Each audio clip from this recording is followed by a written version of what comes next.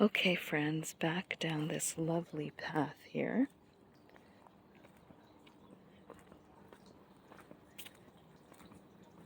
And you can see where I mulched the bulbs. So it's quite a large area. I think I planted about 30 bulbs, but I can't believe how much space it took up.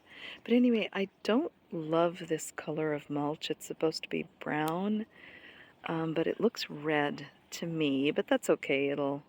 Over time, it will shift and change, as all things do in the garden. So this video is really about how to actually plan your garden. And I highly suggest that you start your plan on paper. And my garden has evolved over the years, but for the most part, this is the vision that I had. And that vision is because our house is offset and the garage is kind of the focal point, I wanted the garden to the left to be extremely inviting. So as you walk up, there is a path, and this path goes to a lovely little seating area. And as you can see, I love a little bit of that cottage kind of chaos, and this section right here really feeds my soul into having that cottage garden look. I also really love a Mediterranean look, and so that is where I bring in this gorgeous urn that I purchased in Berkeley on Gilman Street at a beautiful pottery store, and I planted this stunning lavender around it, which is just really like incredibly taking off. This was one little tiny plant, and I cannot believe just how amazing it's doing. It's really thriving here. So this gives it a little bit of that kind of look that I love, which is a little bit Provençal and a little bit also desert with a lot of these succulent style plants. And let me just quickly move over here and show you I planted the little strawberry is just really for looks. I think the leaves are fantastic and the strawberries are cute, and I love these little cuddle cactus. And nasturtium has been giving and giving and giving for years now. The nasturtium comes back every year. It is absolutely stunning. I love a little pond. And of course I have my brilliant dripping jewels of a lemon tree. I have this gorgeous little blueberry started in this wine barrel, and it's doing quite well. And this is my little front area where the path continues. And again, the nasturtium is just fabulous. It comes up every year and it spreads.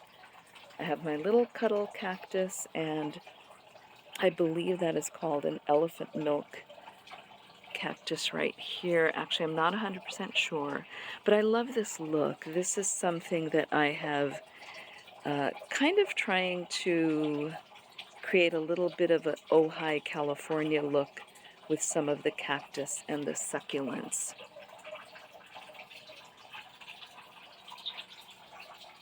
I love ferns. Ferns are so lush, like a jungle situation. And so I've got the fern.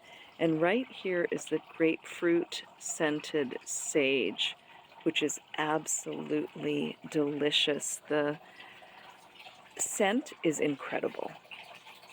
So on my front doorstep, we have these gorgeous Mediterranean style urns that I found, believe it or not, at Home Depot. And this Rio plant, which is beautiful pink flower. This is planted outside of Rio's bedroom, and it is doing very well. And so for a water feature, I love a gorgeous fountain, which has a little bit of a Mediterranean flair. And then back down to another pot, which is also very Mediterranean, with the beautiful succulent that just thrives. And then we are on to my love of everything cafe style. I've got my Parisian cafe set up here.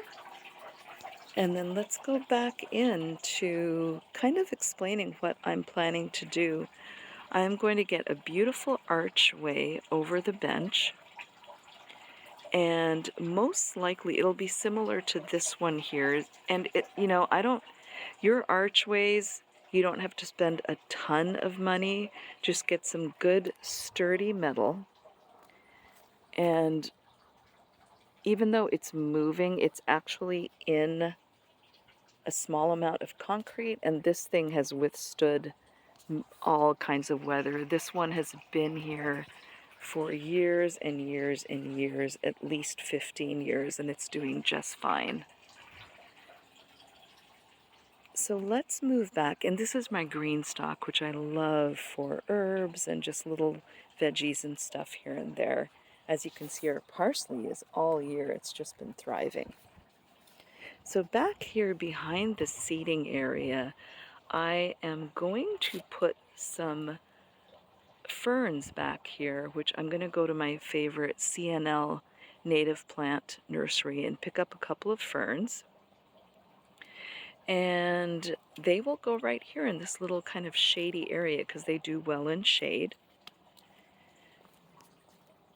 And moving back to the front, and again, like I said, you have to get things down on paper. And you really want to try to have a vision for what you're going to be doing. And here in the front is the succulents that I have started. Okay, I hear Pluto, so he might come out, and he barks a lot, so I may have to stop. But anyway, my other vision is to have an archway right here. So it'll be a beautiful archway right here. A very tall, maybe even a wide one. And I'm going to be putting some kind of beautifully scented plant, some type of rose, because this area does get full sun. But anyway, again, starting on paper is key in figuring out what type of garden you want. So I like basically an ornamental garden. I do love getting vegetables and fruits and things as well. So I love using the green stock because we do have a lot of cats and they kind of poo and pee all over everything. So this has really been a lifesaver for us. But I will be planting certain things in the ground because I want to create more of a food forest here. And this blueberry may be transplanted up there on the little hill. And I'm thinking of doing a raspberry as well. And it's so much fun to just pick the berries off the tree and eat them right away. There's nothing better, nothing tastes better. We come out here to the green stalk in the summertime and just pick off tomatoes. I love doing the little cherry and sun gold tomatoes. So anyway, when you are planning your garden, getting it down on paper, first of all, is really, really fun. And then kind of working it slowly, figuring out what it is that you want from your garden, and also making it a daily habit. Make sure you are getting out in your garden every day. Oh, and I forgot to mention, so this maple tree, which is just stunning, this is I believe it's a Sango Kaku Japanese maple, And this was planted in honor of my son, Austin, just a year or so after he was born. And I planted this wisteria plant in honor of my daughter, Rio, just about a year after she was born at her 1 year birthday. And I just love having something that is for them. Obviously, it's for me, for them, because it just warms my heart to see how both of these things have grown simultaneously as my children have grown and become amazing and beautiful, lovely souls, young adults. And I think that's it for now as far as gardening tips and maybe how to plan your own garden. So I wish you all the best. I hope you have so much fun getting it down on paper. My garden is going to continue to grow, and I am excited to continue to share it with you. Oh, and I forgot. Here's another really sweet maple tree that was given to me by my sister. It's doing really well. It's a little bit of, it's not the Sangokaku. I don't know the actual term for this one. And last but not least, let me mention one more thing before I sign off. These two pepper trees, which are stunning and are actually very much part of the topography in Ojai, which is a place that I'm just in love with. And you never know, we might either stay there for many months out of the year, or I'm not sure, but we love Ojai, which is an area of California, and pepper trees abound in the lower central coast. And so I was so happy that, I just had these. Believe it or not, these are both volunteers. So they slowly started growing. I didn't really know what they were, and I'll tell you which tree they came from. If you look at the back of my house, do you see that tree right there?